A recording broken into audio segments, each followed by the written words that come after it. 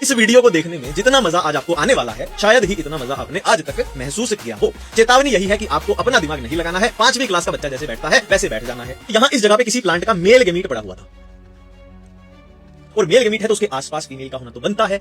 जरा सी दिल में दे जगह तू, जरा सा अपना ले बना। और गेमीट हमेशा कैसे होते हैं, 5वीं क्लास का बच्चा भी बता देगा। गेमीट हमेशा हैप्लॉइड होते हैं। तो भाई मेल है फीमेल है, दोनों में क्या हो गई, अट्रैक्शन हो गई। तो दोनों में अट्रैक्शन हो गई तो दोनों ने आपस में मिलन कर लिया। और बायोलॉजी की भाषा में इस मिलन को क्या बोलते हैं, भाई गेमीट्स के बीच फर्टिलाइजेशन हो गई, फर्टिलाइजेशन हो गई। और गेमीट्स के बीच फर्टिलाइजेशन हो जाती है तो कोई बच्चा भी बता देगा रिजल्ट में क्या बनेगा, रिजल्ट में क्या बनेगा, जाइगोट बनेगा, जाइगोट बनेगा। और ये हैप्लॉइड दो हैप्लॉइड मिल गए तो जाइगोट कैसा होगा, डिप्लॉइड होगा। अब इस जाइगोट के पास है दो ऑप्शन, तो इस जाइगोट में क्या हो जाएगी, मियोसिस हो जाएगी, मियोसिस हो जाएगी, या फिर इस जाइगोट में क्या हो जाएगी, माइटोसिस हो जाएगी। ठीक है, तो अगर इस जाइगोट में मियोसिस हो जाती है तो रिजल्ट में क्या बन जाते हैं, रिजल्ट में स्पोर्स बन जाते हैं, रिजल्ट में स्पोर्स बन जाते हैं। डिप्लॉइड स्ट्रक्चर में मियोसिस हो गई है तो स्पोर्स कैसे होंगे, हैप्लॉइड होंगे। ठीक है, अब ये स्पोर जो है ये जर्मिनेट करके क्या बना देंगे, आगे प्लांट बना देंगे, आगे एक प्लांट की फॉर्मेशन कर देंगे। इस प्लांट पे ध्यान दो, ये कैसे बना है कि जाइगोट बना, जाइगोट में डायरेक्ट मियोसिस हो गई, स्पोर बन गया, प्लांट बन गया। मतलब इसमें डिफरेंशिएशन हो नहीं पाई। मतलब क्या है, इसमें रूट नहीं बन पाई, इसमें स्टेम नहीं बन पाई, इसमें लीव्स नहीं बन पाई। तो ऐसी स्ट्रक्चर जिसमें रूट स्टेम लीव जैसी स्ट्रक्चर अब्सेंट हो तो उसके लिए शब्द जो है इस्तेमाल होता है कि उसको हम थैलस बोल देते हैं, थैलस। ठीक है, अब देखो नामकरण कैसे होगा, ऐसे प्लांट का नामकरण कैसे होगा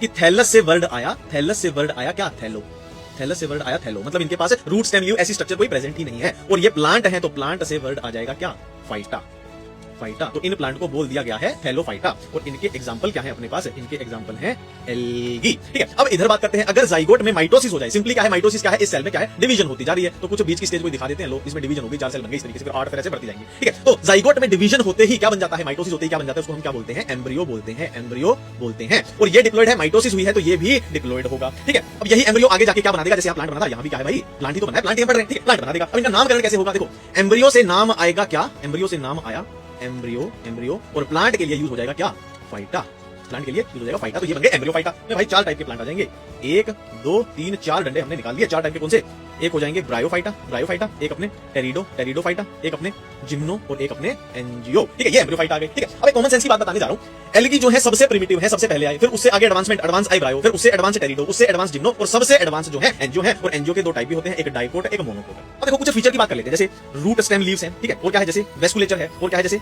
सीड है, और क्या है जैसे फ्रूट है।